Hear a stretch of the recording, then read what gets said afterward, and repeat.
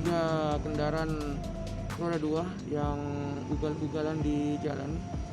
Untuk ketiganya, 2 kami serahkan ke Polsekta Tamalate untuk diberi pembinaan, dan 1 lagi kami amankan dan kami serahkan ke Polrestabes Makassar, mengingat 1 kendaraan ini tidak ada sama sekali identitas kendaraan.